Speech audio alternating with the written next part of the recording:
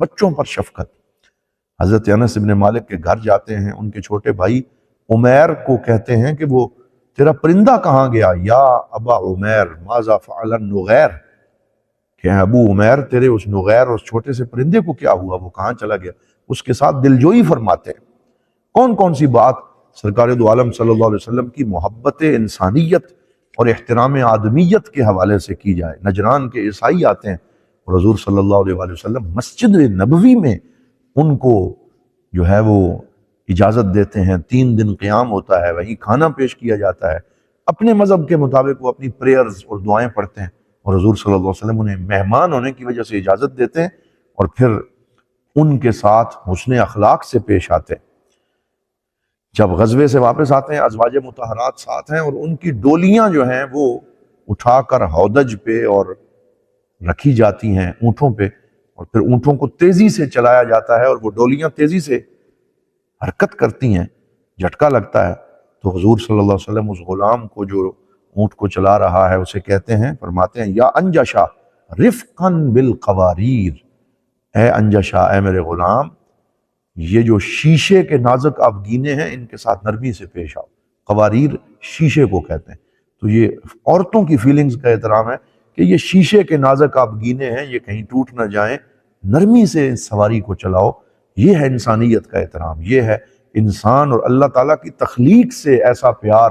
جو سرکار دو عالم صلی اللہ علیہ وسلم نے فرمایا ہے۔ سیدہ خدیجۃ الکبریٰ کا وصال ہوتا ہے اور حضور صلی اللہ علیہ وسلم کی چشمان مقدس سے آنسو رواں ہیں، اور آپ صلی اللہ علیہ وسلم فرماتے ہیں ان اللہ غرس حبھا فی قلبی، اللہ نے خدیجہ کی محبت میرے دل میں رکھی ہے، اور پھر ان کی یاد میں حضور صلی اللہ علیہ وسلم کا آنسو بہانا، یہ بھی بڑی خوبصورت ایک فیلنگ ہے،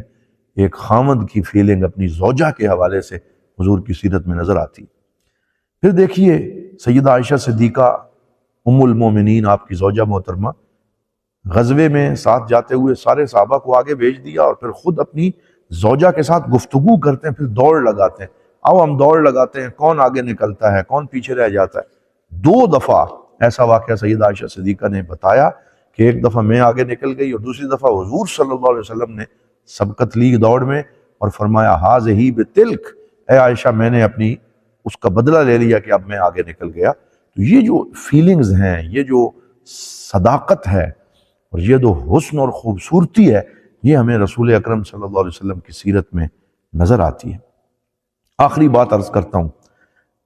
انسانیت سے پیار کا یہ عالم صوفیاء کرام نے حضور سے ہی سیکھا ہے صلی اللہ علیہ وسلم، کہ ابراہیم بن ادہم جا رہے ہیں اور راستے میں دیکھتے ہیں ایک شرابی لت پت پڑا ہے، کپڑے اس کے میلے ہیں، منہ پہ مٹی اور کیچڑ لگ گیا ہے اور وہ وہاں پہ نشے کی حالت میں پڑا ہے، تو چہرے کو اللہ نے تکریم بخشی ہے، وَلَقَدْ كَرَّمْنَا بَنِي آدم، ہم نے آدم کی اولاد کی تکریم کی ہے، اس کو چہرہ دیا ہے، فیس دیا ہے۔ اس فیس کی سیونگ کرنا، چہرے کی قدر کرنا، یہ بھی صوفیاء کرام کی تعلیمات ہیں جو سیرت سے انہوں نے اخذ کی ہیں۔ تو حضرت ابراہیم بن ادہم نے جب اس شرابی کے چہرے کو لت پت دیکھا تو رومال اور کپڑا لے کے اس کا چہرہ صاف کیا، منہ صاف کیا، ہونٹ صاف کیا، کہ یہ اللہ کی مخلوق ہے، اللہ کا بندہ ہے۔ خود چلے گئے، جب وہ شرابی ہوش میں آیا تو لوگوں نے بتایا کہ آج ابراہیم بن ادہم نے تیرا چہرہ جو ہے وہ صاف کیا ہے۔ صبح فجر کی نماز پڑھنے جب آپ مسجد میں جاتے ہیں تو دیکھتے ہیں کہ وہی شرابی صاف ستھرے لباس میں ملبوس پہلی صف میں بیٹھا ہے، نماز کے لیے آیا ہوا ہے، ذکر اذکار میں مشغول ہے، اور آپ کو یہ ندا سنائی دیتی ہے حضرت ابراہیم بن ادہم کو کہ یا ابراہیم طہرت فمہ من اجل اللہ فطہر اللہ قلبہ من اجلک، کہ ابراہیم بن ادہم تو نے اللہ کے لیے اس کا چہرہ صاف کیا تھا، اللہ نے تیرے لیے اس کا دل صاف کر دیا۔ تو یہ انسانیت کی محبت، انسانیت کا پیار ہمیں بتاتا ہے کہ اسلام دین انسانیت ہے، پوری انسانیت کے خیر خواہ بن جائیں،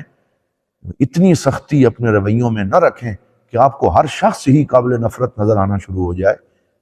محبت کی ضرورت ہے، الفت کی ضرورت ہے، حسن اخلاق کی ضرورت ہے، لوگوں کو دور کرنے کے بجائے قریب کرنے کی ضرورت ہے۔ دعا ہے اللہ تعالی ہمیں ان باتوں کو سمجھ کے عمل کرنے کی توفیق عطا فرمائے۔